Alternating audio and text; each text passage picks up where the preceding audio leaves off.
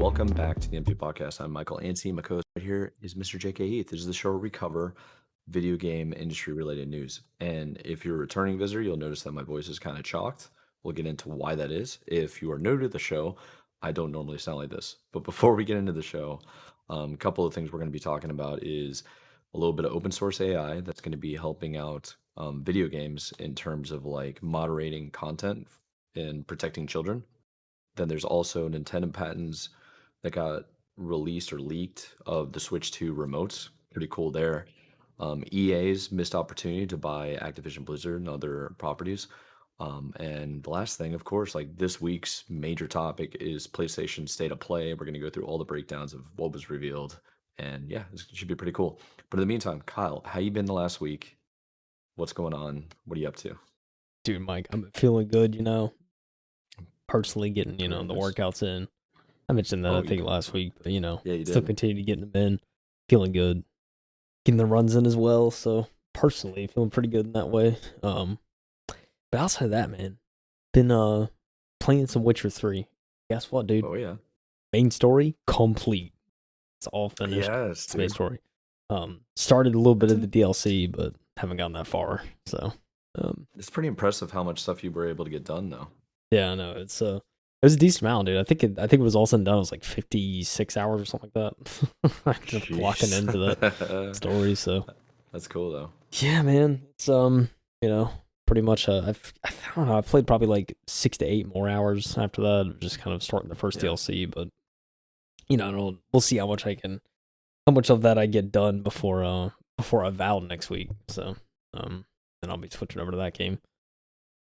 So yeah, man, that's I was gonna play some Baldur's Gate 3, but unfortunately, person I normally play with, they unfortunately somehow got sick because someone ended up like visiting apparently or something like that. So we were gonna get the session in, and then we tried to reschedule it a couple days later. He just got worse. So yeah, we're just Oh, like maybe no. next week. So it was kind of just one of those situations where it's like, all right, well, we'll try next week. Hopefully he feels better. But if you get sick, man, I don't know. If you get sick, dude, it's crazy out here. Yeah, there's a lot of a lot of people are getting sick with the flu. Apparently tuberculosis is making a comeback Oh, or something like wonderful. that. Yeah. Wonderful. So who knows what people are getting. It's definitely not good, but I Yeah. hope your friend recovers Yeah, quickly, dude. drinks plenty of the fluids, gets the rest they need. Yeah, listen, man. Yeah, it was. I very much had my sickness a couple weeks ago. I guess it was like 2 or Yeah. 3 weeks ago. I got over. It took me to.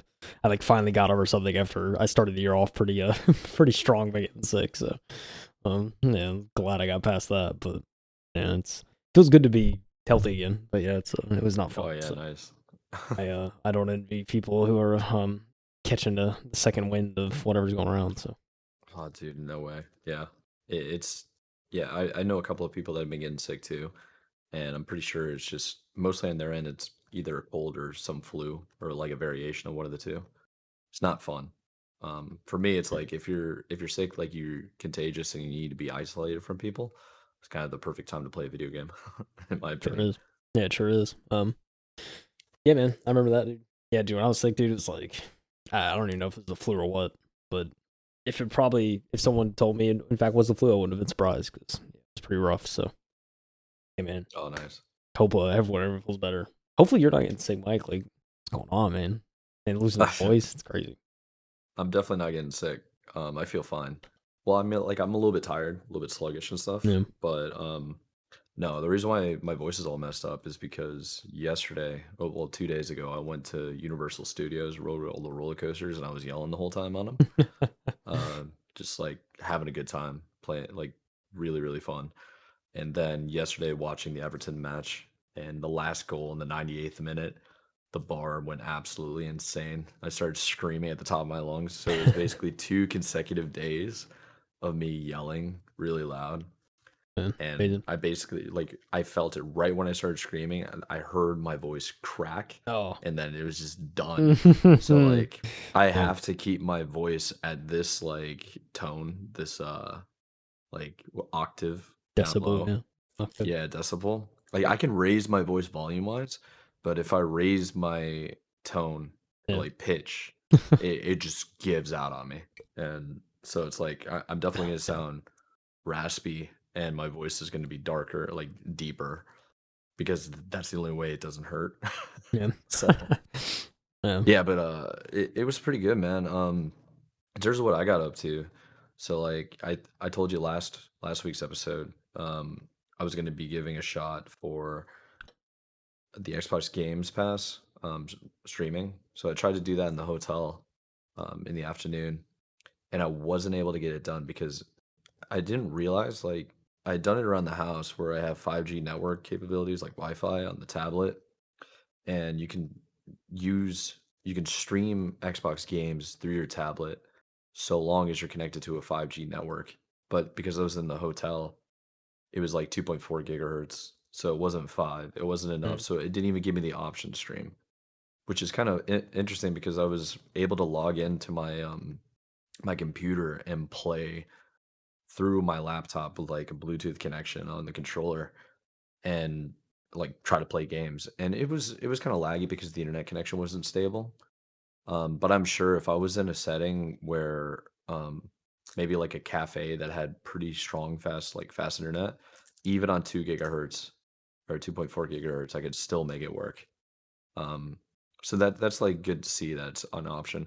I told you I was having difficulty streaming through my like Spectrum account that I have, like cable to watch the Super Bowl because we were like driving to a like some bar, some sports bar. It was insane actually. It had like 500 freaking TVs and projectors everywhere. It was wild.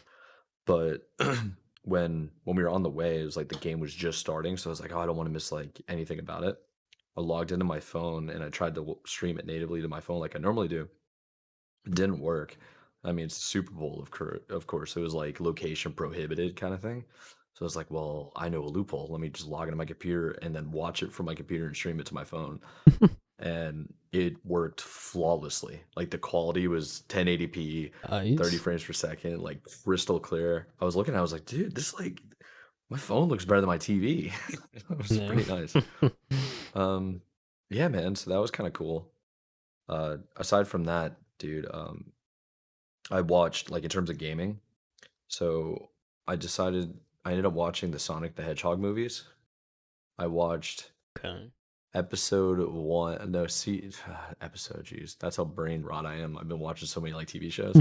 Uh, I watched the first movie Friday or Saturday, and then I watched the second movie on Saturday. I left for Orlando on Sunday, so yeah, I watched episode one. Like, I watched movie one Saturday. I started movie two on Sunday. This is on like Hulu or Paramount or whatever I had. I was watching that for free, and it was like really loyal to the games and kind of like the lore. And there's like some spin-offs here and there, but like overall they had the premise down pretty good. Yeah. And it was really cool to see. I know it's like mostly for kids or families, but I was being very nostalgic in my childhood, just really enjoying this. Like this is kind of sick. And I finished the rest of it, I think, Monday night. And when I got home yesterday, because you and I called it off, recording, so recording the day after, it's good because my voice sounded 10 times worse, by the I can way. imagine. Um, yeah, so I watched Sonic the Hedgehog 3 with Shadow in it. Shadow is played by Keanu Reeves. Knuckles is played by Idris Elba. Oh yeah. So yeah, it was like really good, man. Yeah.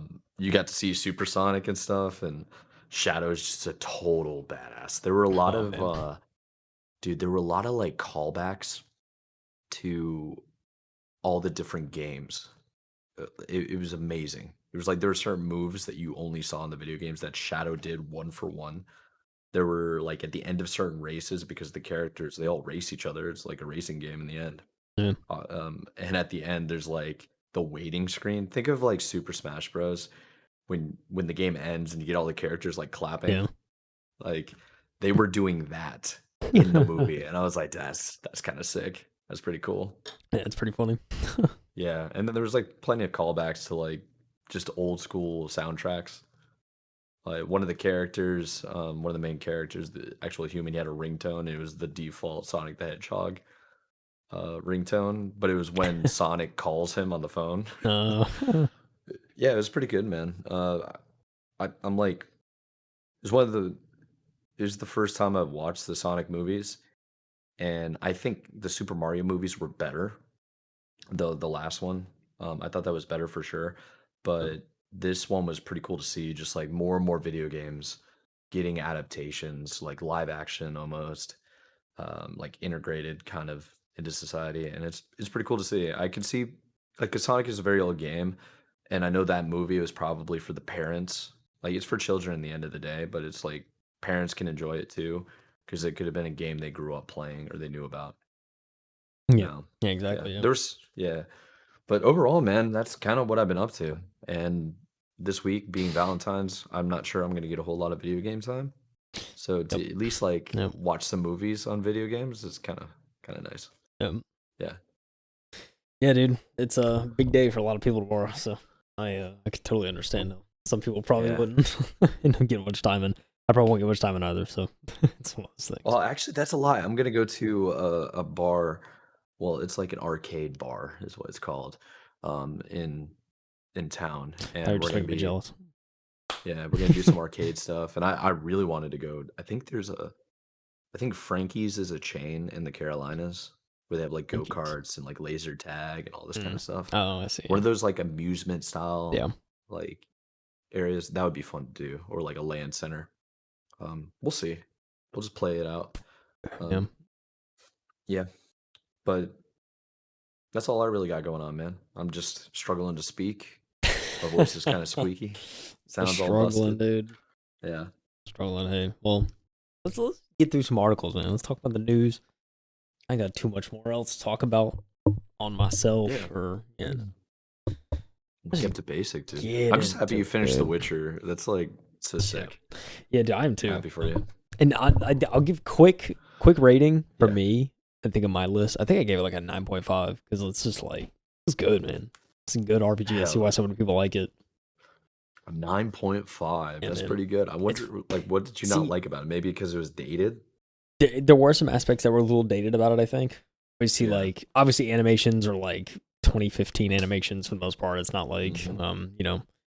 I was surprised at facial animation and stuff how good it was given when it was released, but you could definitely tell that that tech especially has improved a lot. So I think sometimes like trying to see emotion on like faces, like you could tell there's certain aspects where they maybe like exaggerate the facial animations to make it at least from a narrative standpoint, so you can kind of piece together, oh, that's how they're feeling. Yeah. At least that's the way I was kind of interpreting it, but I know that's improved a lot since. So it took a little extra to see like really paying attention to like kind of the context of everything to see, okay, is this character pissed? Are they confused, upset? It's kind of like it was hard to notice that at times, I think. But Mm. yeah, man, I mean, Yeah, I could see that being a problem. But yeah, the overall story is pretty solid. yeah, it was very good. So yeah, dude, 9.5. So I mean, that was that, and maybe a few other reasons why I didn't give it a 10. And honestly, I don't know if I'd ever give anything a perfect 10. I feel like it's unless it's like I'm actually like engulfed. I Yeah. don't know, man. I think I gave Breath of the Wild a 10. Yeah, I think Breath of the which Wild is for me fair. was a Yeah, 10 out of 10. which maybe I Fantastic should game. just give it the 0.5. I don't know. I don't know. I'm still I gonna don't know, get my dude. ratings under me, dude. Anyway, If it's a 10, it has to be your favorite game of all time. That's where I'm at. that's probably what. Yeah, that probably was deserves the 10. Huh? Yeah. Yeah. Breath of the Wild is currently my favorite game ever. So that's why I have it at 10. Hey, makes sense, man. Makes sense. Well, listen, All right, man. we gotta care about Let's the jump into it. kids, Mike. The kids, dude. All right. Roblox, Discord, OpenAI, and Google found a new child safety group. It's coming from Jess Weatherbed over at The Verge. The Roost Initiative aims to provide other companies with free open source AI tools to help protect children online. Let's see what Jess had to say. So Google, OpenAI, Roblox, and Discord have formed a new nonprofit organization to help improve child safety online. The Robust Open Online Safety Tools, or Roost, initiative aims to make core safety technologies more accessible for companies and provide free open source AI tools for identifying, reviewing, and reporting child sexual abuse material. There goes all monetization on this video. No, I'm just kidding. So that's kind of how it goes, dude. Anyway, regardless, irrelevant. So the initiative is partially motivated by changes that generative AI advancements have made to online environments and aims to address a critical need to accelerate innovation in online child safety. According to founding Roost partner and former Google CEO Eric Schmidt, details about the CSAM tool detection tools are slim beyond that they utilize large language AI models and unify existing options for dealing with the content. Starting with a platform focused on child protection, Roost's collaborative open source approach will foster innovation and make essential infrastructure more transparent, accessible, and inclusive, with the goal of creating a safer internet for everyone, said Schmidt. Roost's announcement comes amid a huge regulatory battle regarding child safety on social media and online platforms, with companies seeking to appease lawmakers with self-regulation methods. The National Center of Missing and Exploited Children reports that suspected child exploitation increases by 12% between 2022 and 2023. As of 2020, over half of U.S. children were on Roblox. The company has repeatedly criticized for failing to tackle child sexual exploitation exposed to inappropriate content on its platform.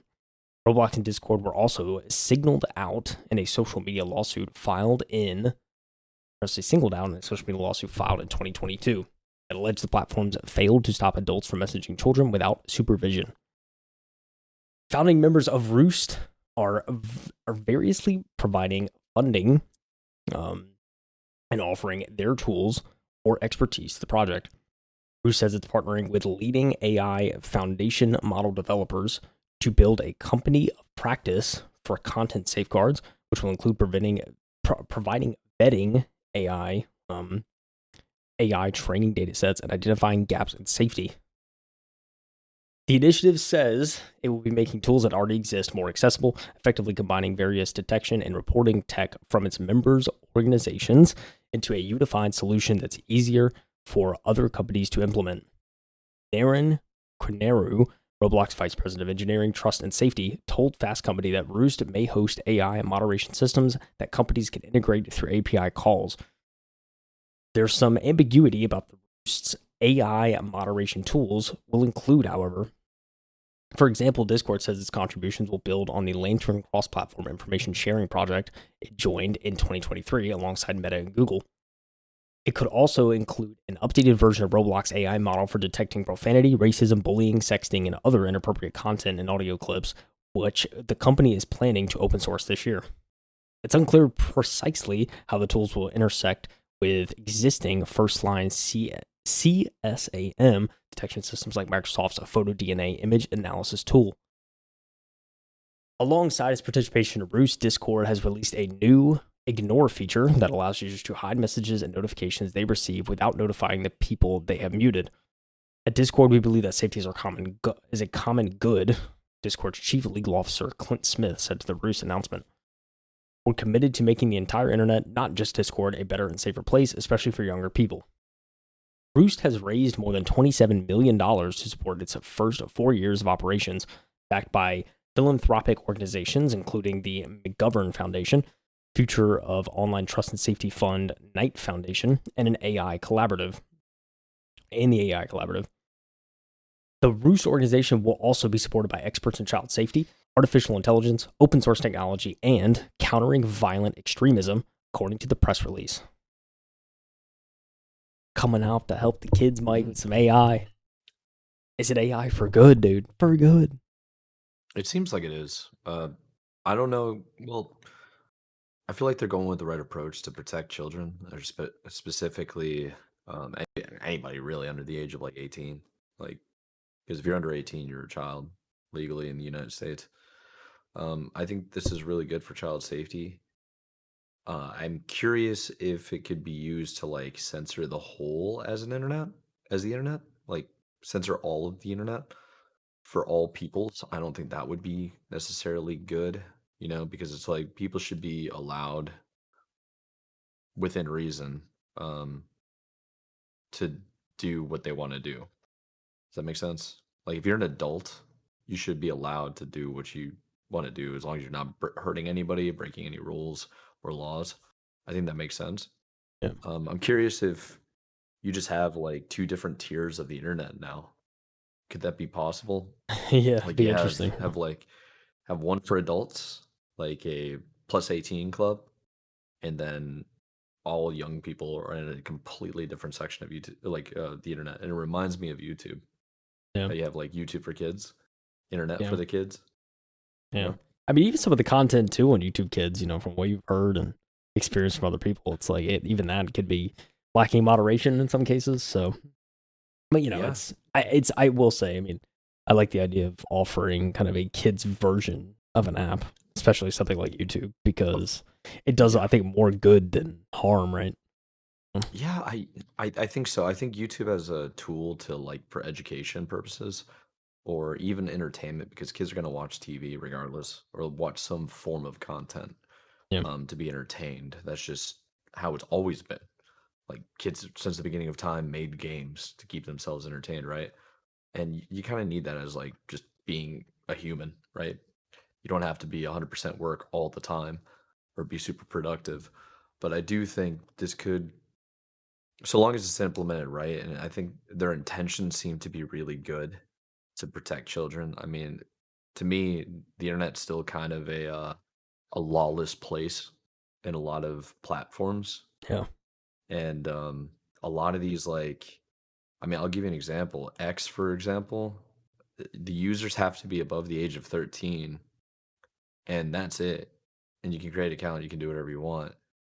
And the amount of stuff you can find just on X completely unfiltered, like It's terrible, insane, terrible dude. things. It's insane. Yeah. Yeah, it's bad. Like sometimes you just see it without even wanting to. Yep. It just spews on the feed. And you're just like, Um, okay. yeah.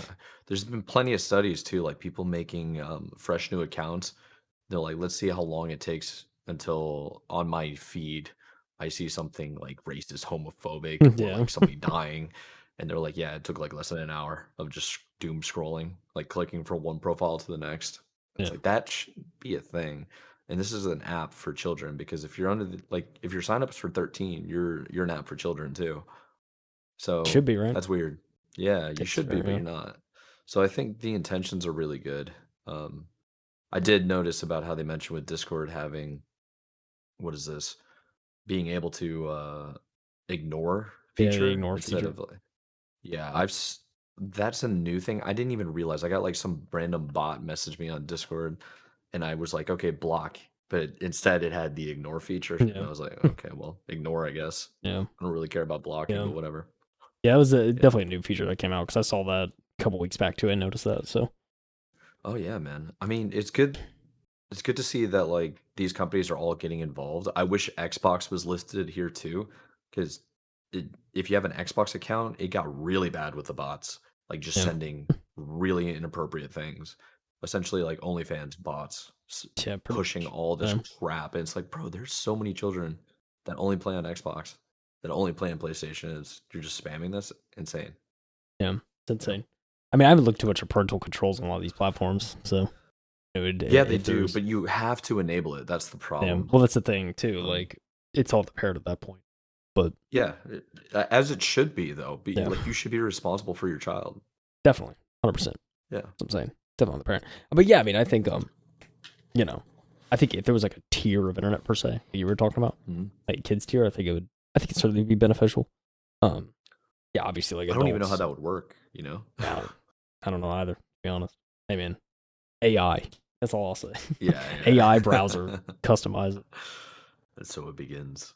And something like that would probably could probably be used. But I mean, I don't know. I think it's interesting to see that yeah, like protecting people online and whether like especially gaming too. Like I mean, Roblox is a huge market. A lot of kids play Roblox, so that's Yeah. certainly something that could very much benefit for something like this. So I'll be Yeah, curious to see kind of how the evolution of this goes.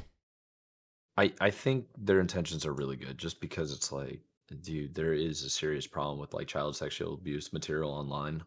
And you just hear about these stories of just freaks into that kind of stuff. Pure freaks. And yeah, and I mean, it's just straight up like it's a sickness. Like they have mental issues to Very be into much. that. It's like that's Very not a much. natural thing. Nope. So they need to get the help they need, but also there should be some form of protection for the kids to begin with. You know, Yeah. No, I mean I people are agree. going to be weirdos and monsters. just Yeah. because that's who they are. But it's like protect the Yeah. kids, man. Always Yeah, I mean, right, it's never for gonna go for the away. kids, man. Hmm. For the kids, dude. Yeah, no, I totally agree. I mean, hopefully, I'd love to see this kind of grow and be more widely utilized and be beneficial. But yeah, it's kind of early stages, so just a wait and see right now. Yes, sir. Man. It is certainly. Oh yeah. We don't have to wait much All longer for right. Nintendo though, dude.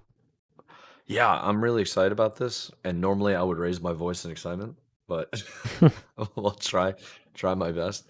So this is coming from Jay Peters over at The Verge. We've covered him countless of times. And basically it goes into a couple of theories, sort of confirmed now, I guess, of the Nintendo Switch 2 Joy-Cons. So the title of the article, and by the way, we have links in the description below. Check them out, please. Nintendo patents show the Switch 2 Joy-Con may indeed work like a mouse, and so might a new controller. So the patents also appear to show that the Joy-Con controllers may connect to accessories magnetically. Whoa. All right, so we got a lot to kind of go through here, a couple of different images. So if you have the video on, make sure to take a look because I'm sure Kyle is going to be showing it off. Anyways, so we got newly published Nintendo patents show that the company has been exploring a version of its Joy-Con controllers that can work like a computer mouse, a feature Nintendo has hinted will be coming to the Switch 2. In its Switch 2 teaser video last month, Nintendo showed two Joy-Con controllers sliding along the ground, much like you'd move a mouse. But mouse-like functionality may not just be limited to Joy-Cons. The patent also shows that Nintendo has explored adding mouse-like functionality to a split controller with a larger, more traditionally sized grip. Images in one patent show a Joy-Con being held horizontally with the SR and SL buttons facing downward and the person's thumbs on the control sticks. This seems to indicate that the optical sensor would be facing downward so that you can hold and move the controllers on a surface like a mouse. Another image shows the Joy-Con or the left Joy-Con being used upright while the right Joy-Con is used on the mouse mode. Imagine WASD, and if you are living under a rock and you don't know what a computer is, that is basically your keyboard. WASD would be up, down, left, right. Um, yeah. So, but with your Switch controllers. In a machine translation of the patent, which is in Japanese, the term mouse operation sensor appeared 28 times, which suggests that there will be a technology inside the controllers that makes them work like a mouse. So you can kind of flip through this. It does have it in Japanese characters, but it looks pretty sick. That's a cool way to design a mouse, in my opinion. Yeah. Honestly, it's pretty cool. Yeah, it's a good render. Very, very cool. I feel like Nintendo's always trying to do some type of innovative stuff like this. And patenting it is kind of genius. Like, why hasn't anybody thought about this yet? I don't know. See, this thing about Nintendo, it's like my initial impressions were like, oh, Switch 2, there's definitely some improvements, some upgrades, but it's not crazy, like, different from the Switch. I Yeah. mean, I don't know. There's one little features that could give it that edge, you know? Can make it a little bit different, Honestly, so. yeah. I mean, I think this is going to be the transition of going from a, what do you call it? Like a console variant to the PC. Like, there's no direct comparison yet that does it right. Like, I've seen a bunch of different adapters, or you can plug in your mouse and keyboard to an Xbox. Um, Yeah, this could be just a natural built-in configuration. Really cool. All right, let's continue on because there's a couple more images going on here. So the mouse-like Joy-Con has been rumored for a while, but I've been wondering, so Jay Peters has been wondering, if or how that functionality would translate to a more standard controller. Based on the patent drawings, Nintendo has designed a split controller with more traditional console grips, and it appears that at least the right side of the controller would be placed on the surface and operate like a mouse. So there's another little patent here with a different configuration of a controller. So another patent shows that these Joy-Cons will be able to slot into a wrist strap. Adjustment of that patent includes the word magnet. Oh, wait, sorry. I jumped ahead. Uh, so the Joy-Con will be able to slot into a wrist strap attachment that looks similar to the ones for the original Switch. A machine translation of that patent includes the words magnet 355 times, which seems to indicate that the wrist strap could attach magnetically to the Joy-Con. So Jay Peters is over here guessing that means that the Joy-Con themselves could attach to the Switch 2 console magnetically as well, which has been rumored. I think that's plenty of rumors, but also it looks kind of the intention from the trailers, if you remember, Kyle, where they're like the Joy-Cons just go on the side of the console and then they let go and it just clicks on. But Click. to be honest, there's like no direct, I don't know, no direct like hand like Yeah. letting go, so you can't tell. It's Yeah. just all animated and it Think- just slides. mhm. Yeah, it's this signature like click, but for the longest time with the Switch Joy-Cons, you just slide it in and then it clicks. This looks like you just plug it in, Yeah, it you just clicks. Yeah. instead of it's Yeah, magnets are a good idea, I think. yeah. So they're Yeah. yeah, the second patent also shows what looks like to be a controller dock of some kind, where the Joy-Con can be laid down and presumably charged. Yeah, I think that's a fair Docking assessment. station. Yeah, they have like little numbers and everything like that. I mean, 719 little call out looks as though it would be perfect to have a USB plug-in in there to charge it. Oh yeah. You know, patents don't always translate directly into actual shipping products, so it's possible that these are designs Nintendo explored but never pursued. But given the rumors around this tech and Nintendo's own hints in the same direction, there's a good chance these offer an early look at how some of the Switch 2's new features might look or work. Nintendo is set to release the Switch 2 sometime in 2025. The company plans to reveal more about the console and Switch 2 focused Nintendo Direct on April 2nd, which is in just through 2 months, basically, and is making preparations to try to meet demand. So, in my opinion, I think this is all kind of on brand with what's going on with the rumors. Just more and more information getting leaked. What this isn't even a leak, really. It's just a government patent in Japan Yeah. under Nintendo's umbrella. Like you can find this publicly. I wonder if the actual patents, the actual designs that should definitely be patented, um, are just not available to the public yet because under like NDA rules, right? I'm sure they registered it, but they're like, hey, like, don't show this off yet. It's like government secret level, Yeah. needs security clearance. Um, I think it's pretty cool. How do you feel about it, Kyle? I think it's pretty cool too. Um, yeah, I mean, I think because like when you look at the actual Joy-Cons themselves, like the little image I'm pointing in the video, because you see this little like sensor right here next to the You do, where yeah. the kind of actual connector is to the dock or to the base station. So you Yep. see that, and you're like, and the way they slid in the trailer, everyone's like, "Oh, that's a mouse." And Uh-huh. then so to see the patent, I'm definitely not surprised. But yeah, I mean, I also saw because like something I thought of too when I was watching the initial reveal was like you see the Joy Cons and you see the shoulder buttons here at the top of each Joy-Con is kind of it doesn't seem easily like it seems usable, but it doesn't seem like it may be as comfortable as it could be.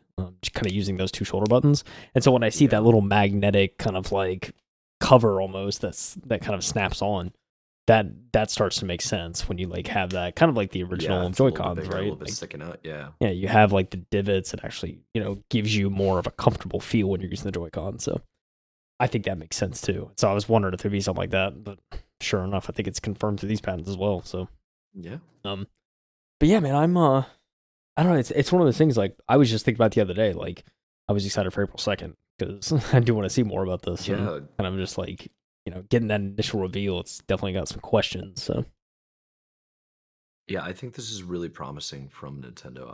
I'm very much excited to see how this is going to end up. The patents look promising. It's kind of like everything's lining up with the rumors that have been going out. I would like preferably a different style of controller just in general. I don't I don't know how you feel about it, but I've Joy-Con never really hater out liked. here. I'm not a hater, man. Yeah, They hurt my hands when I hold them like this with my crab hands. it's So to see yeah, it's that not the they best. are getting bigger and it's a little bit more like factory form, I just hate the fact that I would have to go out and get a different style. Yeah, Like I have what's the name of the stupid brand? It's the like big Koji grippers, or big yeah, it's a grippers, big baby. grip one made by one of the bigger third party manufacturers and attachments for accessories of Nintendo Switch. Like that helps me out a lot, but the default Joy-Cons not so much. I will Little say rectangles. Yeah, that's what I'm saying, man. It's like got my little crab click, click, click, hands. click, click, click. Yeah, So but funny. I will say it looks cool. This is I like I like the patents. It's awesome, and the Yeah, speculation. Everybody's getting excited. Yeah, it's yeah, good news. yeah, for sure. Yeah, no, I'm excited to hear more, to say the least. And yeah, I mean, it's good. Yeah, like you're saying, it's good to see all this confirmed. So I Mhm. want April 2nd. So I want to see it all. Dude, So I'm so excited. It's like I'm more excited for April. I'm so glad they did on April 2nd instead of April 1st as well. oh I don't yeah, want dude. April Fool's jokes, I want the real deal, man. The If they real said April deal. 1st, yeah, it's like, oh, no one's gonna take it seriously. Still not. So Exactly, man. yeah, April 2nd is a Wednesday. April 1st would have been a Tuesday. So Yeah. All right. interesting Whatever. stuff Let's too. go. Very Interesting excited. stuff. Yeah. You know what else is interesting? One of the missed opportunities from Electronic Arts, and I thought this was kind of interesting, and it's like a short little article we can yap about. Bro said the full government. Let's go, dude. Yeah, dude, the full Electronic government, man. arts. All right. All right, Vicky what you got for me? Blake at IGN Mike reporting on this one. We saw multiple outlets reporting it.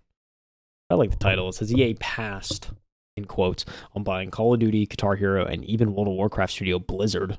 Former exec reveals. EA saw all those first and passed on all of them.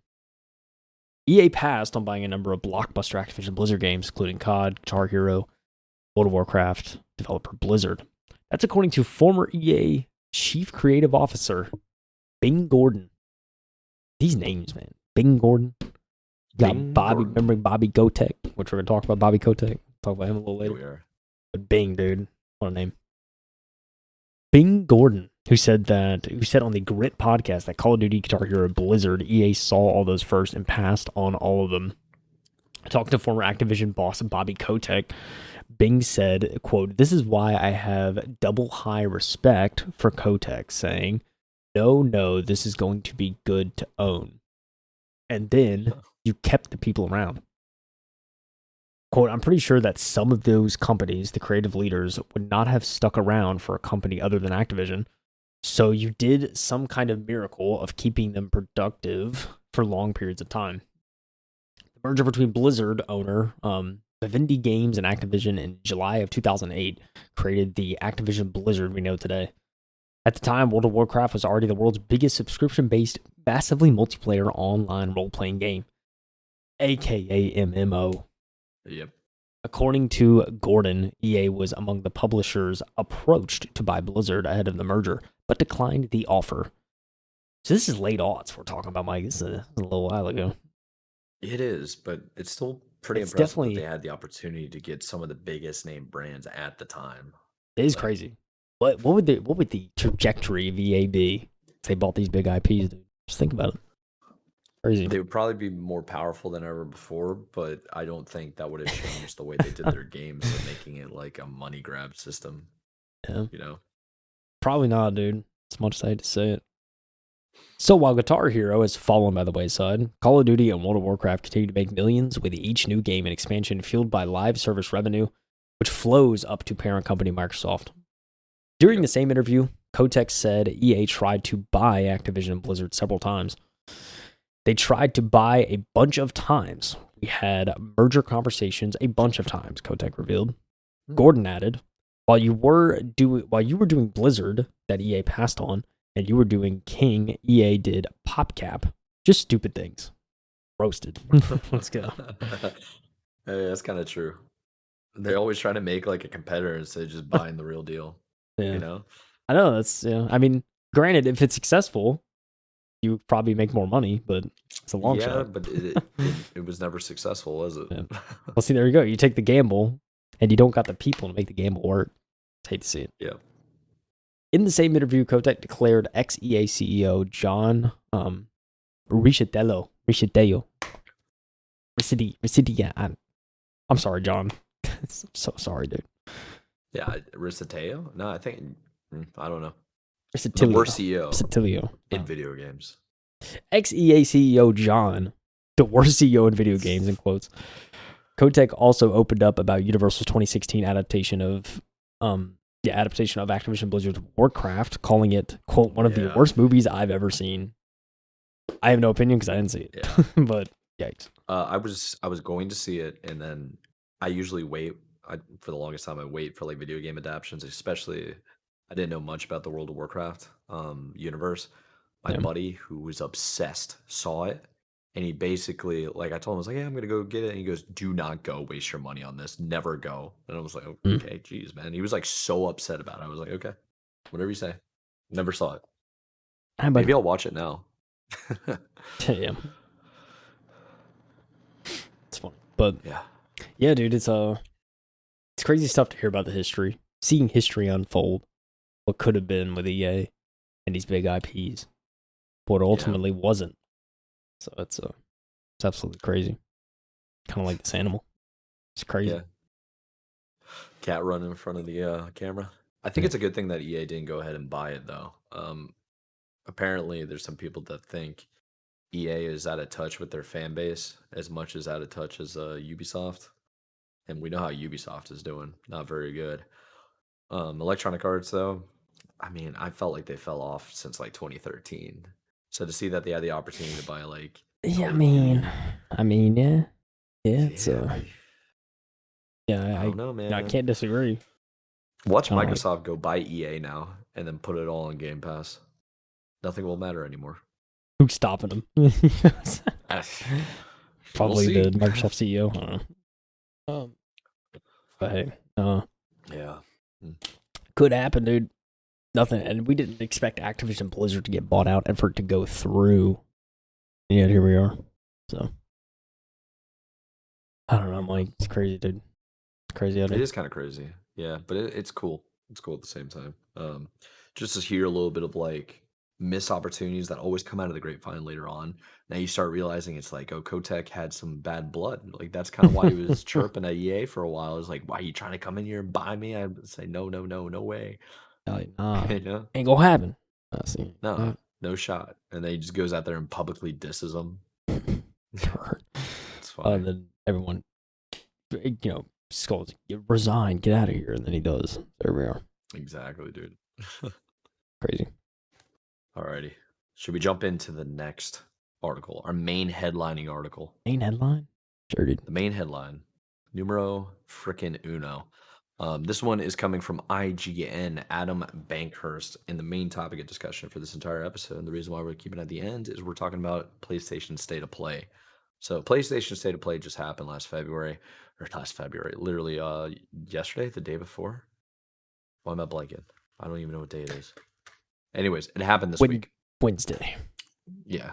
Yes. Wednesday, the 12th of February. This is everything that was announced. This has come from IGN, Adam Bankhurst, and pretty much we're just going to go into it. He does a pretty good breakdown of just all the different games that were kind of going on. And I think maybe halfway through, because my voice is chocked, I'm going to hand it off to you, Kyle. That's cool with you. Hey, man, we're chilling, dude. We got this. Start from the bottom, let's get bro. into it. Nah, this one we're gonna start at the top. Okay. Yeah, this one we're gonna start at the top. And just work our way down. The other article I sent you, by the way, we have two different articles linked in the description below, along with timestamps for this week's episode. But one of them gives a play-by-play of as it happened, and then this one is just a breakdown by Adam for the different games that were announced at the State of Play. Anyways, let's get into it. So, a brand new State of Play has arrived, and it gave us an exciting look at the future of PS5 with a ton of games.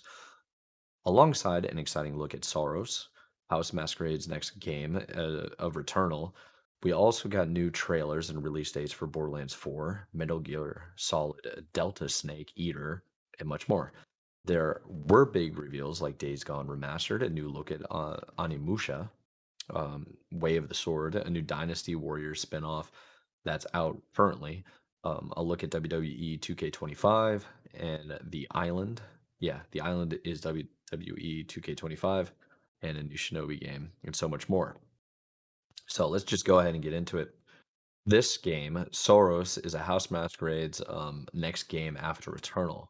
So Kyle over here is going to be playing the trailer. It's about 2 minutes long, so we're going to kind of dive into it. I don't think we should go into super detail. If you guys want to check it out, if it interests you, you should look into it further.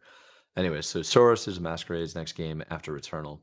and it's set to arrive on PlayStation 5 in 2026. While it looks a lot like Returnal, it looks to be a new game set on a planet of Carcosa that is under the threat of om- ominous eclipse. Players will take on the role of Arjun Devraj, who is a powerful Soltari enforcer searching for answers on a lost off-world colony. There will be permanent progression systems, and every death reshapes the world while offering new upgrades to overcome challenges. Pretty sick. Kind of cool. Did you was this one of the games that you were interested in, Kyle? Yeah, dude, I saw this trailer. I was like, "Ooh, this is very different. I'm down." Yeah. I don't know. It looks mysterious. I think the idea of like solar eclipse stuff is unique. And doing like different things with that kind of twist. I don't know. It's got me Yeah. curious for sure. So I'll be keeping an eye on this one. Definitely. Yeah. Every single one of these games, every single one of these games on PlayStation, the graphics just look phenomenal too. Like the water, the clouds, very cool, and I like the character design too. Oh, Very dude. artsy, Nice actor playing in this game, dude. for sure, man. Rahul Crazy. Kohli, I believe his name is. They go. Anyways, let's continue on. There was an update with Metal Gear Solid Delta Snake Eater. The release date was finally confirmed and officially this time. So, alongside a new gameplay trailer, Konami has confirmed Metal Gear Solid Delta Snake Eater will be released on August 28th, 2025. So, you're going to have to wait like 7 months. There will also be an Ape Escape collaboration, and potentially more crossovers yet to be revealed. More Solid Snake, really cool to see. And I don't know what else to say. I mean, it's the Solid Snake series. If you know Solid Snake, if you ever played Solid Snake, you should be excited. And hopefully, we get to see the return of a pretty awesome character. Yeah, dude. It's probably gonna be a little goofy, you know. You know, these games are gonna be a little goofy sometimes, Yeah. but when I saw this, I was like, is this a remake of one of like the first couple? But then I was like, oh wait, that's all at the end. I was like, oh, this is the new game. Okay, never mind. Yeah, totally new. So yeah, I don't know. It's Metal Gear Solid. That's a series that I do want to dive into at some point. I Oh, you never never played did? them. I never played them. Yeah, it's kind of annoying to like. You need a PlayStation to actually dive into it, Yeah, which is pretty annoying, but it's I pretty do solid. have. I think up here I have like the second game or something. So I see What are you talking about? Get into it. no, I need to. Need to. I think there's some remasters on PC, dude. Or look at that. There might be. I think they actually made a port for the Nintendo Switch, possibly. Yeah. I don't remember. I do remember talking about how the remakes, or not remakes, the classic games were getting ported to different platforms at one point. So Yeah. this one actually is going to come out on Steam, so you don't necessarily need a PlayStation anymore. Oh, Pretty it's cool. a PC day and day release, bro. Say less. Yes, sir. Say Say less. less. We'll see, All right. dude. We'll see the reboos. The reboos. How the reboos do. We'll see. Well, we also got another official announcement for Borderlands 4. So Borderlands 4 will officially be released on September 23rd, 2025. To celebrate the release date, Gearbox shared a brand new gameplay trailer that gives another look at the most anticipated sequel. And furthermore, there will be a Borderlands 4 themed state of play arriving later this spring. So yeah, you got to wait until the end of the year to check it out. But we're going to get some more teasers.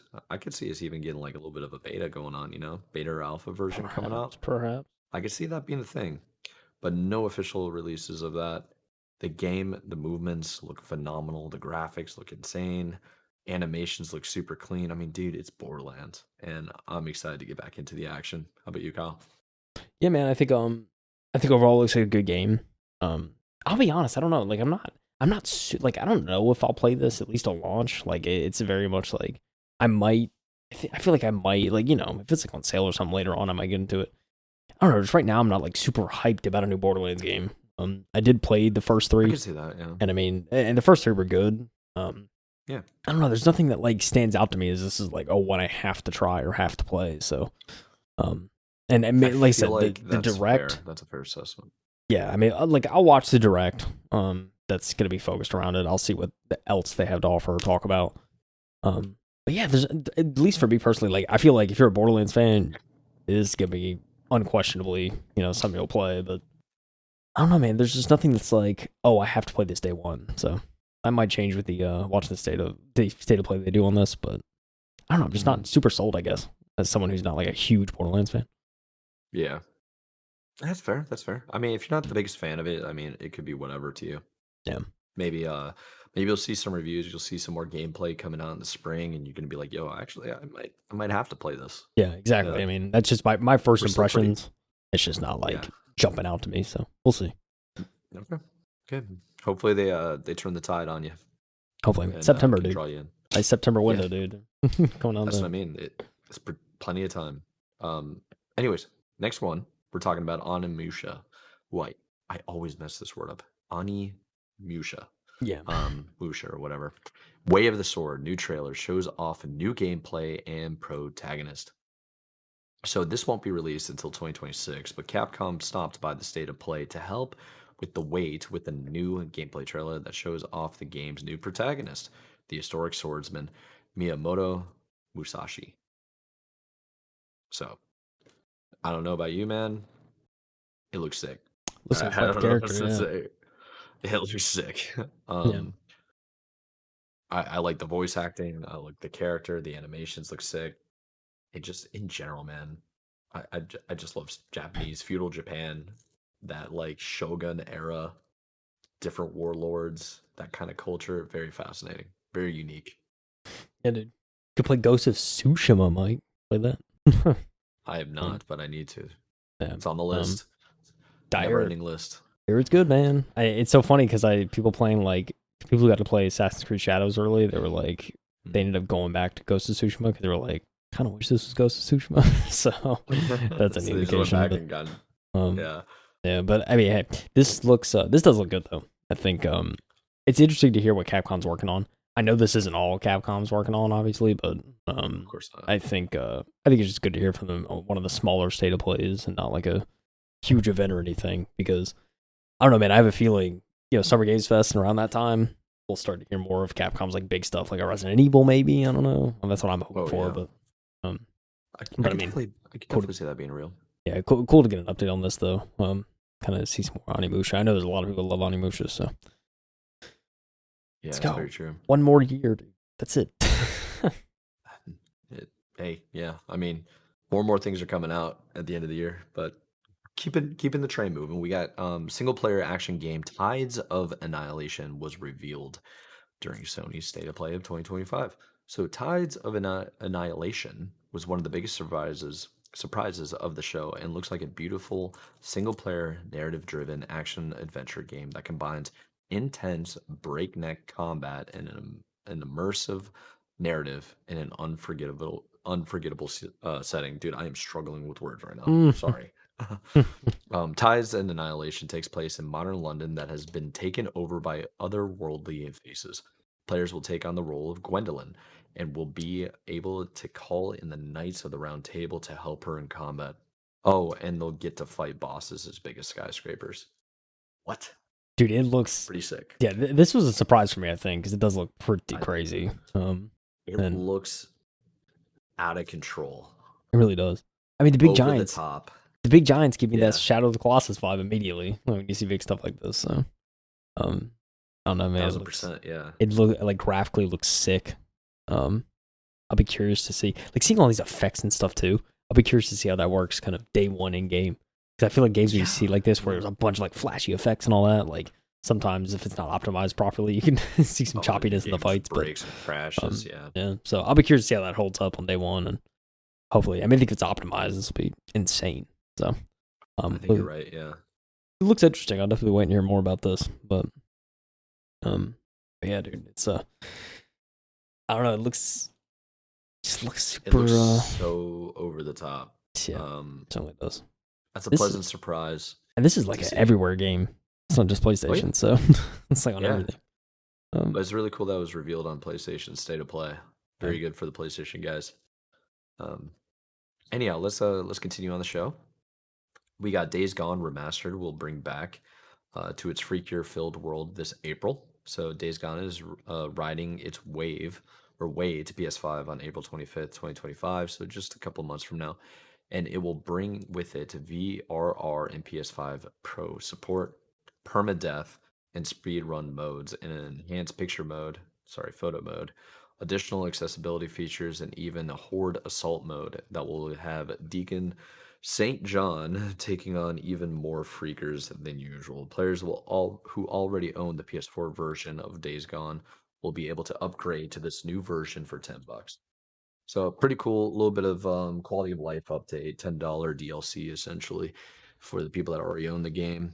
And yeah, I mean, what else to say? Just adding more features that I'm sure the Days Gone fans have wanted and making things look better as they do it, you know? Yeah. I will say, as a Days Gone fan, played the first game years ago, loved it. I will say, accessibility mode, awesome. This horde mode looks pretty sick. Looks different. It does. It's awesome. I like those. Those are probably like my two, like, I like that. Other than that, man, I just want my second game, Mike. Like, this is ridiculous. Like, I just want my second game. And You've been so asking for Days Gone 2 forever. I just, like, I see this and it's just like, okay, cool. Like, there's a remaster mode. Like, I'm sure, like, if you haven't played Days Gone, this is the time to do it, right? Get it on PS5 and play it. Get on PS5 Pro, whatever. Yeah. It's cool, but, like, it just upsets me what Sony. You know what's crazy, too? A Ben Studio game, right, Mike? It's a Ben Studio game. Poor Ben Studio has been going through it, dude. Like, Sony got them on a live service game. They'd been making it for years, and then they just can it. And so now you assume there's probably going to be, unless they can't pivot quickly, there's going to be layoffs. I just feel so bad for that studio. I'm like, if we just would have made Days Gone 2, Mike, we just would have made it. We'd be in a different spot right now. I don't know, dude. We probably would.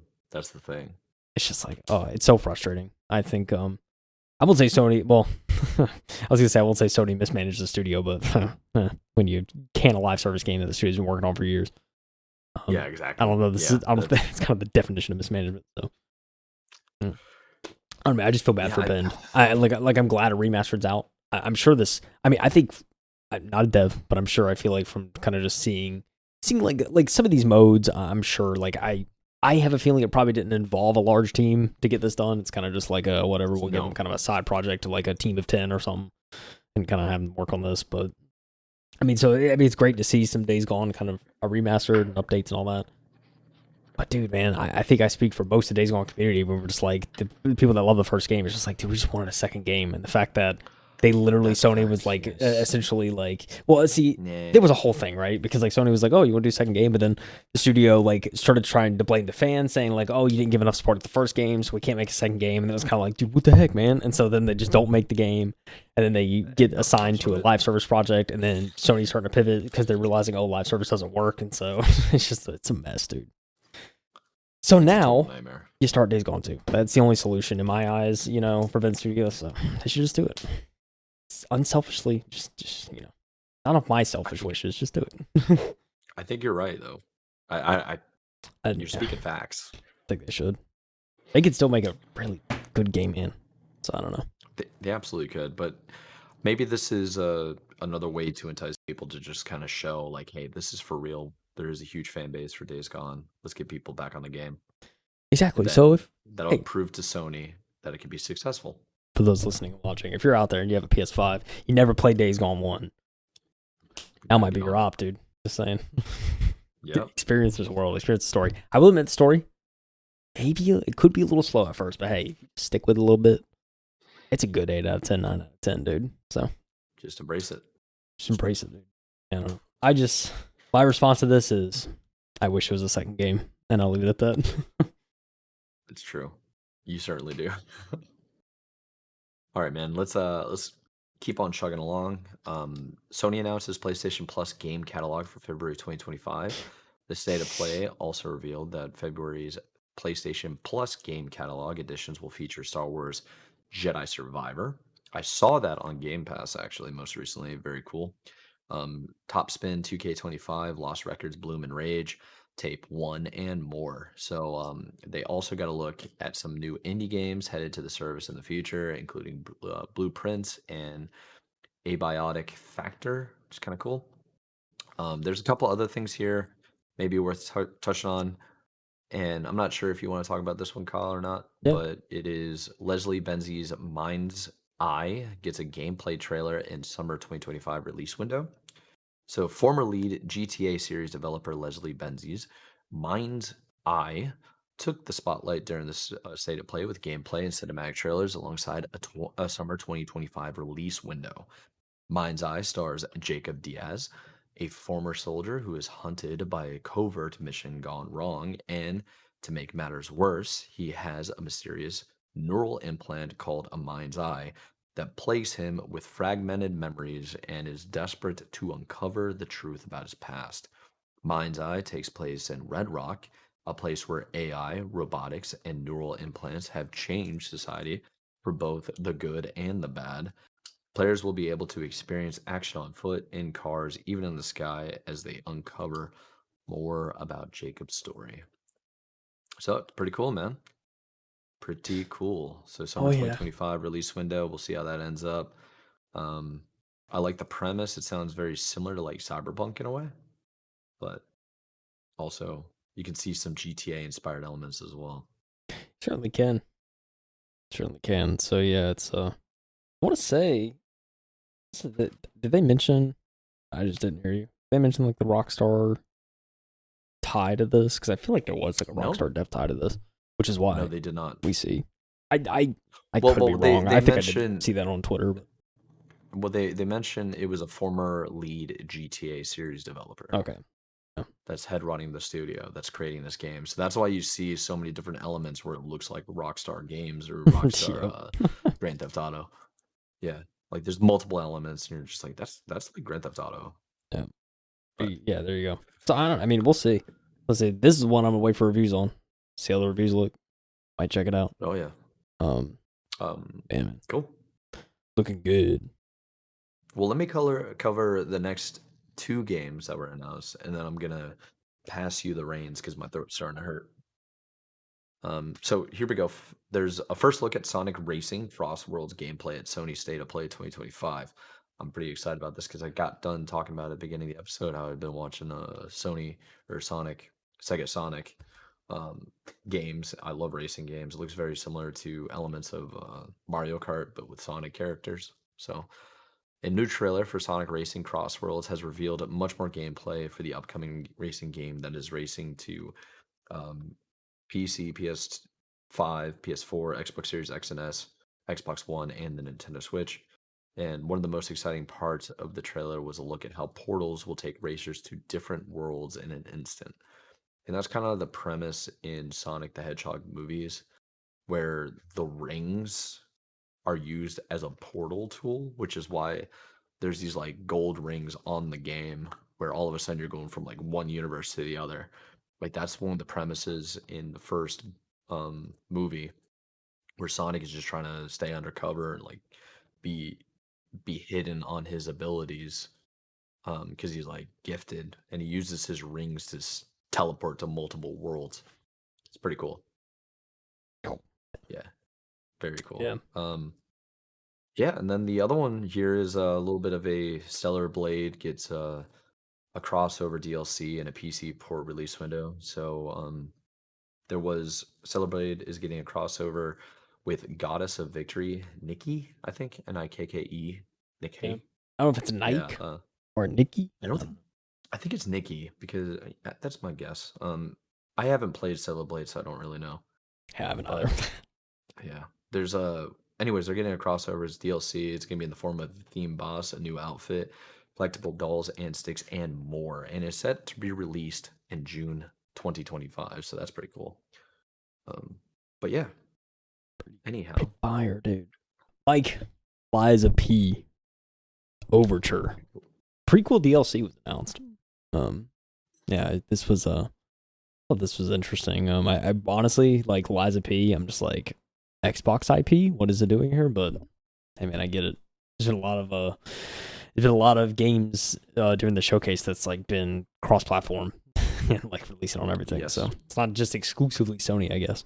But kind of Sony, giving people an opportunity to showcase their game. So you love seeing that. But yeah, dude, it's more Liza P. Like Souls likes. This is Souls like Pinocchio game. yeah, literally. So it's probably right up your alley. But yeah, dude, if you like Liza P, hey, there's more of it coming. Prequel to the 2023. Lies of Peace came out 2023. What year is it, dude?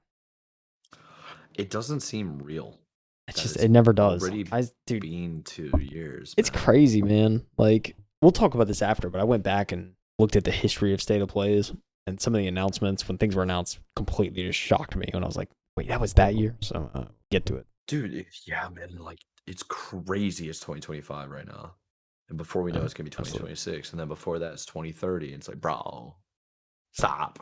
Stop the train, bro. Stop the gap. All right. So WWE, this was the funniest announcement in my opinion. I don't know why. It's just like so WWE 2K25 spotlights the social multiplayer wrestling hub, The Island. And we're not kidding. There's a legitimate social hub in WWE 2K now. It's a multiplayer it's island. so cool though. I mean, think yeah, it's pretty cool. I mean, it's cool, but at the same time, I'm just like, I mean, I commend him for trying something different, but it's also like, I don't know. I just think, I feel like something like this is just like, is this jumping the shark in WWE, dude? Is the regular game just not working anymore? I don't know. Don't get me wrong, dude. I don't know. Getting to go to a live event and see a fight, sure, that's cool. But, Yeah. I don't know. Well, I mean, you can be a part of it too. It's like the characters and the storylines are what sells for WWE. Yeah, And the island probably gives you the chance to just go buck wild crazy and do whatever you want. Develop your own storylines and stuff. It could be pretty cool. Maybe. I mean, it's interesting. I thought it was. I think for me, it's just like it just seems gimmicky, but no, we'll see, dude. Maybe everyone's gonna be going to the WWE island, Mike, and I'm just missing out. I don't know. Hey, this is the way. There's always a fan base for WWE, so I'm sure people are gonna be playing it. Always. Shinobi, Art of Vengeance. It's a nice little Sega game. This game is also coming out on PlayStation 4 in the year 2025. So, but hey, it's not like a super graphically crazy game, so it's honestly not a wild thing to see. But yeah, it's a nice little platformer, dude. This is we got the Ori fan on the podcast right here, so maybe this is something. That's true. Yeah, I'm a big Ori fan. I think it looks pretty sick. It looks smooth. Honestly, it's a throwback to the old style of video games with more of a modern spin onto it. It's very, very cool. I think this would, I think, I don't know how to say this. It's like these types of scroller games, if you haven't played one before, this looks like one that would be perfect for a starter. You know? I could see that. Be very cool. I see that for sure. But It's a quest for vengeance. Pretty nice cool. Nice little scroller for you. Metal Eden. This is yeah, this was so I saw this, Mike. Be real with you. And I wonder if you thought the same thing. I see the gunplay, I see the movement. This is some Doom inspired game. I'm just gonna say it. I was thinking the same exact thing. Doom, I'm glad dude. you said that. Literally looks very similar to Doom. It's very, very graphic, I think. There's different types of like weapons of like controls the experience that you have, which is very Doom-esque. Yeah. The mobility is pretty wild. All first person shooter. Yeah. Well, I'm not against it. Doom's a good IP. Successful. So like want to do something in a different universe, like that's inspired by it, I'm not opposed to it. So hey man, who knows, dude? This could be like the Doom fix people are looking for. What's funny is it's a May 6th release. The next Doom is like in May 15th.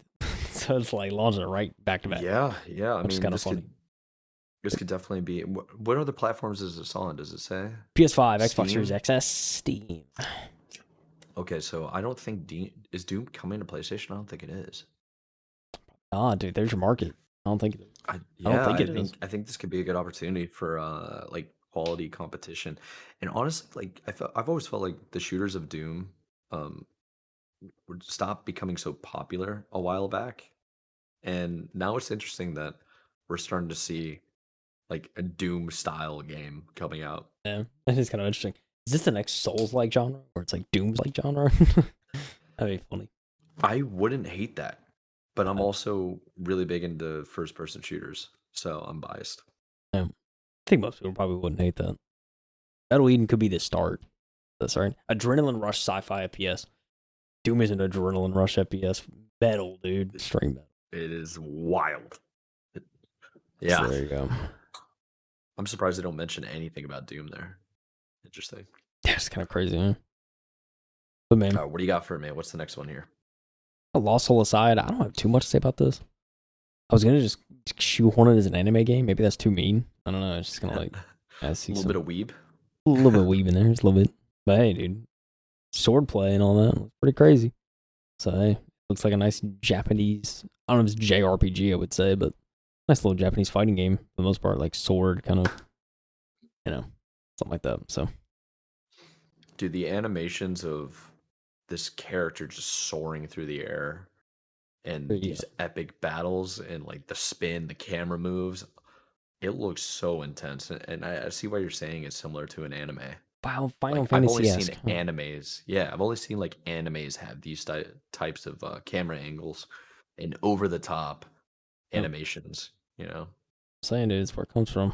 So yeah, dude, Lost Souls. If you like a little anime, Final Fantasy, hey, might be your kind of game, dude. Did you know that Monster Hunter Wilds? Yeah, Monster Hunter Wilds right around the corner, Mike, next week. Yeah, I know. It's funny in my friends. It's funny. I was out with one of the sales reps in the company, and he's I'm a little bit older than him, but he's apparently a gamer. He's not like big into games, but he plays them every now and then. And he was asking me if I was going to get Monster Hunter Wilds.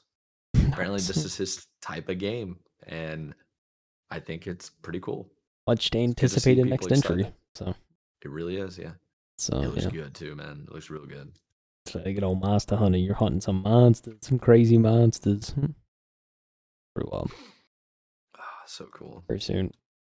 Split Fiction, dude, I'm sold, man. I don't need any more trailers or more content on Split Fiction, man. I'm just sold. Thank you for saying this trailer March 6th, 2025. I don't want to watch this official story trailer. I'll be real. Like you and I, when we saw, it was at the Game Awards. Yeah, it was at the Game Awards where they finally showed it off. We saw. I mean, you and I played multiples of. Who's the creator? Sheesh. I can't remember the name of the developer. Let me look it up real quick. Hazelight, thank you. Thank you so much. So yeah, initially following them, I was super, super excited. And right when it came out, the guy's talking about it, shows a similar story, like Joseph Ferris, dude. Yeah. The community goat himself, dude. Yeah. And it had me so interested. Like I immediately sent to one of my buddies, like, yo, we're playing 100%. Like we played Takes Two, absolutely enjoyed it. Now we got Split Fiction. I keep saying faction. It's wrong. Split Fiction. Very cool storyline. I'm very much into it. Could have a lot of fun. Man. Yeah, dude. It Takes Two really good. I played A Way Out. Very good. Both by Hazelight. Yeah. So Joseph Ferris did an interview recently on Split Fiction, community manager for Hazelight. He did an interview and he was talking about he said that the amount of copies they sold of It Takes Two was something along the lines of like 23 million. And I was like, yeah, that like is, 27 million or something. I am not surprised. I'll say that. But also, that's a smash hit. Like that's insane sales for that kind of small of a studio. That very, is insane huge deal. Profit. Very huge deal. It's crazy. Oh yeah, dude. But it's like one of those things we haven't seen a nice couch co-op game like this in quite some time. I feel like that's different. And now they have a formula that works, so it's GG's, dude. Just gonna keep making banger games. Dude, it looks so good. I'm so into this. Yeah. I feel like story is gonna be super in depth. Like story's really good in It Takes Two. I feel like the story is gonna be like it's gonna be more of an emphasis on story, I feel like, in this game. So we'll see. Yeah, I mean they always have these very adult level story archetypes. Themes. And themes that can really like pull at your heartstrings, dude. Yeah, hit you in the feels. Pull your heartstrings is probably the best way to say it. I think this is going to be perfect for a lot of people to play. It could be a game for everyone. March 6th, 2025. I'm looking forward to it. 3 weeks away, dude. Yes, sir. This is the way. Yeah, dude. We have Supermassive Games Directive 8020. Do you like The Quarry? Do you like Until Dawn? You like those games? Well, guess I what? do. This is very similar to that in terms of storytelling. So, like a nice story, choice-based thing. Here you go, Oh, dude. yes, sir. This October. Nice little horror game to get the blood pumping in space, dude. Crazy. I Yeah. love horror games, man. Especially the Until Dawn So series, cool. the facial animations were top notch. Still remain top notch. So, I don't know. I'm curious to see more about this. Looks like a nice little story driven, scary, what's going on kind of game. So, Yeah, it's looking very clean too. A lot of this, just in general, I love space games. Anything regarding any type of space simulator, stuff like that, very very cool. same. But the character models and the facial features and the reactions, it looks very very human. I'm sure that they use like all those different scans and stuff of your face and had like Dots on professional the actors face. and Don't look actresses. good. Yeah, so it could be real. Like there's clearly some money in this game. It's going to be something to look out for sure. Yeah. Yeah. October 2nd, 2025, spooky season. Good to see. Nice description. Sci-fi exploration with spine-chilling horror where every choice could lead to a disastrous death. That's all you got. There's the Let's go. elevator pitch right there. That's all you need. This was the most intriguing. This is the most intriguing game for me, I think. You think so? It was For pixel me, at jump? least. This is so crazy different, Mike. I can't describe it, dude. You have a gun, right? And you are creating the world through destruction by shooting the environment to unveil the world. And there's some crazy, like, I wouldn't call it haiku, but it's like some crazy kind of poem they talk about in it about how, like, destruction leads to a new and stuff like that. And kind of I know there could be some insane life lessons in this game. So, I don't know, man. I mean, you see him shooting the environment and it's kind of unfolding before him. Dude, this is like so crazy. I've seen this and I'm like, dude, I don't know how they thought of this, came up with this, but this is very different. Yeah. So I think you're right. Yeah, I never really thought about it, but it is pretty intense. So it's over here saying that, yeah, sees players exploring an ethereal, impressionistic, dreamlike, or dreamscape in which you shoot to create. Dreams of another is built around the theme that no creation without destruction. Okay, kind of no cool. creation without destruction, because destruction is by no means an end, but a beginning of something beyond. All human life is finite, and that is why you feel an explosion of life when something is destroyed. Worded. Like, bro, you're getting deep on a Thursday. Let's go. This is crazy. Yeah, dude. Dreams of another. I don't know. This is the game I was like, please give me more. I'm curious. PS5 exclusive. Cool, PSVR 2 so is also in there.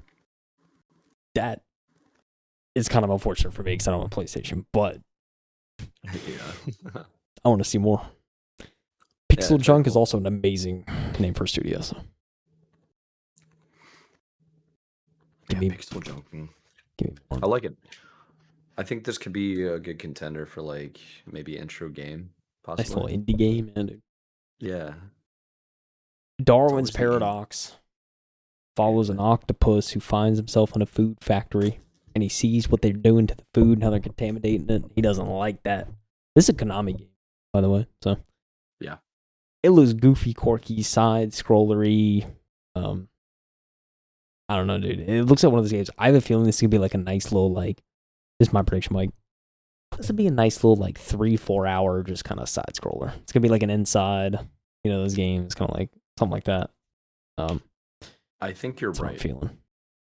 But Yeah, I think this is going to be one of those games where if you take your time, you're really going to enjoy the story and you'll like get all the things they're trying to communicate. But if you rush through it, it's still going to be enjoyable. there's gonna be some hidden kind of meanings, or Yeah. not even necessarily hidden, just kind of like something talking about the food industry. I feel like because going to a factory and all that. There could be talking about. There's gonna be some hidden themes about that for sure. So I don't know. This is coming out and everything, Mike. Even the Switch, dude. Switch 2, dude. Play Darwin's Paradox. Yeah, it's cool, man. Very sick. Oh, I mean, yeah, it's crazy out here. Dave the Diver. Doing, dude. Oh yeah, I want to talk about this. Hell is Us. Okay. Hell is Us. Upcoming third-person post-apocalyptic sci-fi action adventure game releasing on September 4th. September 4th, 2025. So this is something when I saw the original trailer, I was like, whoa, what is this? And so Yeah, same. And so and It's it's up kind your of alley, 100%. kind of the same reaction when I'm seeing this. It's kind of like, all right, see a little bit more like some maybe some gameplay stuff, what could be like. It's one of those things like I'm curious to see. I think it'd be something really cool here story wise. So also reminds me kind of like Death Stranding in a way, like the outfits and stuff. I don't know. So I don't know. It's I'm certainly intrigued. So I think with every trailer that comes out, I'm kind of like, all right, down to hear more about this. So What I've noticed the theme seems to be with the gaming industry right now, not just the post-apocalyptic scenarios, but this sci-fi action adventure where it could be based in your universe on your planet or like your timeline, but they add elements of it where it's just enough to be like, okay, that has to be a different Earth, but it's obviously based on like what people have now. You Earth know, like, it's yeah, yeah. I mean, it's just sci-fi, right? It's pretty cool. yeah. It's another one comes out on everything. Even the Epic Game Store gets to sell it. So it's kind of like Yeah, one of the obvious like protagonists in here, well, antagonists, looks like the Baron from Dune, yep. like Oh yeah, smoking the cigar or cigarette, whatever he's got in his hands. yeah. Yeah. Did you know there's a Digimon game coming out? I'm like crazy. Just thought it was worth No, I mentioning. saw that and it Digimon. blew my mind to be honest, because it's like I haven't heard of Digimon in decades. Yeah, I felt like that's what I was saying. So Bro, I haven't heard Digimon in 2 decades, bro. What's going on? Yeah, pretty crazy stuff. yeah, Five Nights at Freddy's, a new entry in the Five Nights at Freddy's universe, where walking around trying to get a factory up and running and trying not to get scared by all the Fazbears. It's crazy. yeah, I don't really much yeah. to I say, mean, dude. Or I never really got into Five Nights at Freddy's, but I know people who play it all the time, so dude, it could be very good for them. it has a lot of lore. So yeah, I was surprised at Yeah. how much backstory and lore there was whenever I first saw the movie, and I was like, oh wait, this is crazy. Oh yeah, yeah. I know that's like super far in depth. Jeez, my voice is even cracking right now. Sorry, guys. But anyhow, what do you think for Sony State of Play 2025? What were you most intrigued by? What had you interested? Most intrigued by was a destruction game, I think. Indie wise, probably destruction game. Obviously, the That's last game fair. they showed, Yeah. Saros. Whenever I thought that was, Yeah. want to hear more about that. It's not until 2026, and again, it's a year window, so who knows, dude. Hopefully, it's not a super delayed game, but I'm certainly excited about that. I think, I don't know, man. I mean, outside of that, it was cool to see a Borderlands 4 release date. I Yeah. thought that was interesting. WWE thing was funny. Metal Eden, seeing Doom like, that was pretty cool. It was it seems like to me there was a lot of like, certainly I wasn't expecting anything huge, but there was a lot of kind of medium, smaller announcements, kind of like, sort of vibe, which didn't surprise me, but it really got me thinking too about like, what was the last time Sony did a PlayStation showcase? Not necessarily like state of play, because they had the state of plays, there's some more smaller and reveals, right? Then you have the Yeah. showcases, which is like we got a lot to show you this year kind of thing. The last one was in 2023, Mike. And the one before that was in 2021. So I'm seeing a trend here, dude. Nice little 2-year between one. Could we Yeah, be I think getting a that's nice fair. little showcase in like May, September this year? I don't know. I think it's possible. I think it's possible for sure. I mean, they got to have some stuff in the pipeline because you're talking about the time difference. Nope. I don't know. What would they even show though? Unreleased footage, unreleased games that we've never heard of. So Or we can what? we can get to some of the stuff that I was kind of surprised we didn't see. One for me was good old Bungie title. It's upcoming. That's a little Yo, that's a good marathon, point dude. because now, yeah, That's slated for this true. year, Mike. We ain't seeing anything else yet. Oh baby. That's not a good sign. Because I I was seeing that because I saw State of Play and then I was like, I feel like something was missing. I feel like there's just something there's things they could have shown and just didn't. And then I was looking around like on forums and stuff, like kind of getting the actual vibe from everybody online. It was like a lot of people were like, yeah, no marathon. That's supposed to be this year too. So it's like kind of surprising they didn't at least show a little something. But I guess they're waiting for a big like showcase or maybe game maybe like Summer Games Fest. I don't know. Yeah, I think at this point you have to hope for it, right? Yeah, I think you have to. because you Like, don't see the why? Summer Why Games else would they Fest. not Like, show anything? yeah, if you don't see the Summer Games Fest, is it coming out this year? Like, I don't know. So yeah, it's that was something I was like kind of like I wish we kind of saw that. Hmm. But yeah, man. I mean, there's also the Wolverine game, Marvel game. Yes, We that's didn't true. see I anything forgot on the about that. Yeah. didn't see anything on that game. Obviously, there was leaks previously. Some of that game that I think were later confirmed to be true. Kind of what the game's gonna look like. That was a long time ago. But yeah, dude, no Wolverine game. So it would make you think something like that. If they're gonna show the next big Marvel game, that'd probably be something they'd show at a showcase. Um, That's true. Something like Yeah. that. Nice little marathon action. See more of like the intergalactic kind of game. I think that Naughty Dog's working on. Get a more in depth look at that. Get some more stuff on that. I mean, obviously, I wasn't Well, expecting necessarily to see that at this state of play, considering it was Game right. Awards when they showed it. But I mean, yeah, See, dude, there's some big IPs they're working on. So I'm just curious to see more. I think, and kind of some of the other studios, and like, what are they gonna do? I mean, obviously, probably won't hear much on like Bend and what they're working on and stuff like that. At least not yet. But maybe a showcase could be like, hey, this is the talk about the next big things in some of these. Capcom, you do a nice little Resident Evil little I don't know, something like yeah. that. Resident Evil next game in that. I don't know. Well, I'm curious if the developers do have a plan to make an announcement. Maybe they're saving for the Summer Games Fest or any like Ubisoft like state of plays or showcases. Maybe they have something else going on with the developers where they're just not ready to share it this early. Or maybe they can be signing at the beginning of the year. They can be signing like contracts that we might not be aware of with certain showcases to show their game then. Because as you could see, the state of play for Sony, it wasn't just Sony only games. These games were coming out multi platforms. So Yeah. it makes you wonder like maybe they're saving it for later on, or it could just be a really bad sign and there's nothing ready. I hope that's not the case. I hope it's not the case either, dude. Some No. big hitters. I don't know.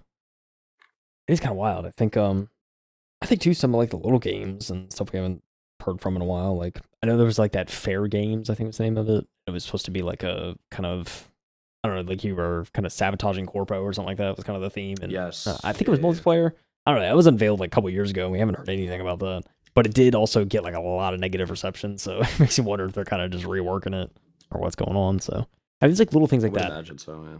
I mean, it was crazy too. I think the 2023 showcase, same with like Marvel Spider-Man 2 and stuff like that when they showed all that.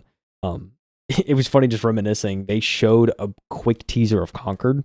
And I didn't even remember Yeah. until I saw like I was looking at the thing and I was like, and so I went back Oh and watched it. It no. was like a brief teaser. They didn't show gameplay or anything, obviously. It's like a nice little 30-second trailer. That was in 23, and then 24, one of the state of plays, they're like, oh, Conquered, yeah, next hero shooter.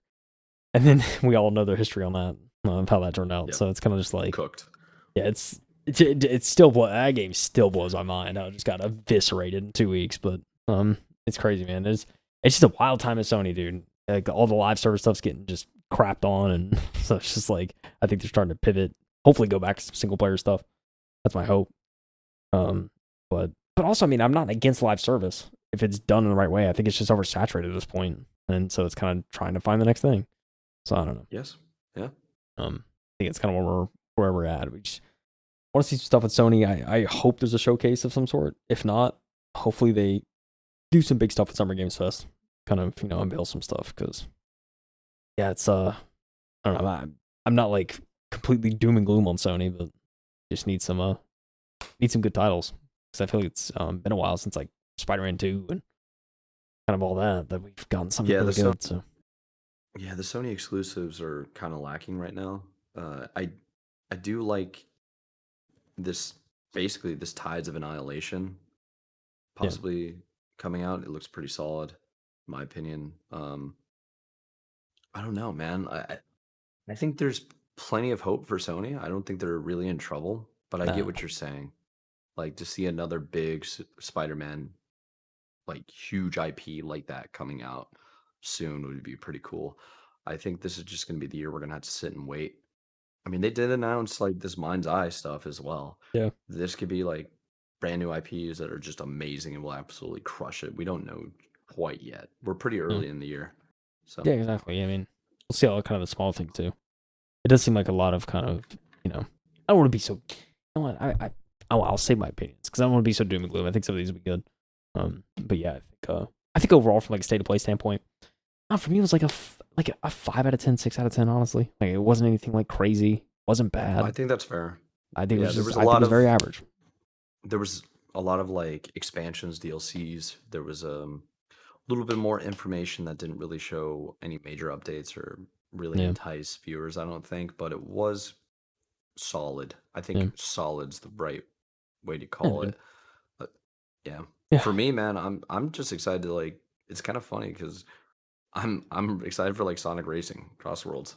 I think that could be yeah, fun to yeah. play, like the quick, easy multiplayer games, Split Fiction being the other one to see more information, gameplay reveals. Very cool. I also wanted to like stay away from it because I'm playing that game regardless, you know. But Exactly. Yeah, yeah, I'm already sold on some yeah, of these, it's dude. I need more. it's I need true. more Yeah, marketing. actually, So maybe that's what it is. It's just like we're already sold on half of them, like the big IPs that were yeah, talked about in this week's state of play. We were like, we already knew about, we were already interested. The only one I had no idea about is the one I just talked about, Tides of Annihilation. yeah, That gameplay footage looks amazing. It looks very cool. Yeah, I want to know more about that. yeah, for sure. Yeah, that was definitely a surprise. I think out of this. So yeah, man. Look, And it's on Steam, bro. Let's go. man, I'll say we say it every time I feel like, but I'm always excited to. I'm just glad.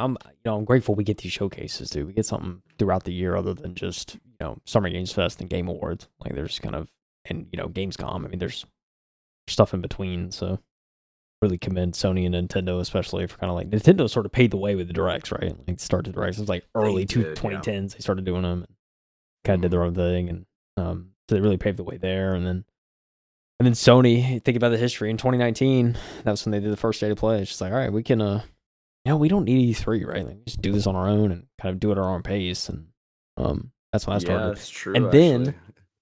then it was really the pandemic that changed it all, right? Because everyone's working from home. It's like, oh wait, we could just literally like pre-make this. We don't have to do these like, weird kind of awkward presentations on stage and all that. We can literally Yeah, just kind just of make the video, tailor it. send it in, be done with it. Yeah. Exactly. Tailor our presentation. Got to do weird demos. Hmm. We could just do it all that. And that's kind of how it's been since. I mean, obviously, Xbox. I think. I think most stuff's still kind of pre-recorded. They don't do as much like stage presentations They anymore, are. which is fine. I do kind of miss that era though. Just having game directors come up and kind of talk, especially for big announcements, is when it was like awesome. Because like, I mean, as You get the live audience feedback when yeah, you were doing that, exactly. Yeah, I you mean, know? and like, I don't know, like it will always be iconic to me. Much would be like as much as I just like as Bethesda's just been going through it over the past like 4 or Dude. 5 years. There's something iconic about not only the Fallout 4 reveal from 2015, but also like the Fallout 76 reveal from 2018, and just Todd Howard being on stage, just like preaching, talking about his games. I think there's something cool about that. And I that's an think, aspect I miss, just hearing those big kind of announcements. But yeah. yeah, um, I think it was bound to get toxic, though, after a while. I mean, yeah, And always. that's not necessarily a good thing. Yeah, dude. Look, we're early in the digital age, figuring it out. So, here's what we evolved to. That's Nice very true. pre-made presentations. That is quite true, sir. Well, I guess that's really it for the Sony State of Play in February. Yeah, that's pretty much it, dude. It's not too much else to report on, dude. I think we just like this is the thing. That's how we are, Mike. I think we're just destined to hit, hour 30 now. That's just our new standard, dude. Here we are. We don't even mean to. Here we are. I think we should start cutting down on our updates. Keep 5 minutes apiece, maybe less. Yeah, maybe yeah. Call it a day. Yeah. It's not a bad idea. Just yeah. Probably there's We're ways to dropping reduce. articles. There's ways to reduce it. Yeah, we'll look into it. But I think this one went longer than normal because we spent the better part of like 40 minutes talking about the state of play. And I think there's nothing wrong with that. I mean, state of play is pretty important. A lot of people look forward to it every year. I mean, Metal Gear Solid is back, baby. Borderlands Don't. 4. Dup, dup, dup. Very cool. There were tons of games just coming out for PlayStation 5, so that's awesome to see. but my voice completely chalked. You and I have to get ready for editing, publishing, everything. So let's let the people go. Give you guys a quick rundown. We do have timestamps below in every single one of our articles. We talk about the links as well. Go give support to the actual people. We gave a shout out to them every single time we get to their articles. Call them out by name and publication. Still go check them out yourselves. Read it up on yourselves. Find more information. And that's really all I got to add, man. I think it's time to get some food, do our editing, publish the videos, call it a day. What do you think? I agree, dude. All right, sick then. Well, links are in the description below if you want to check it out. Follow us on all the different social media platforms if you would.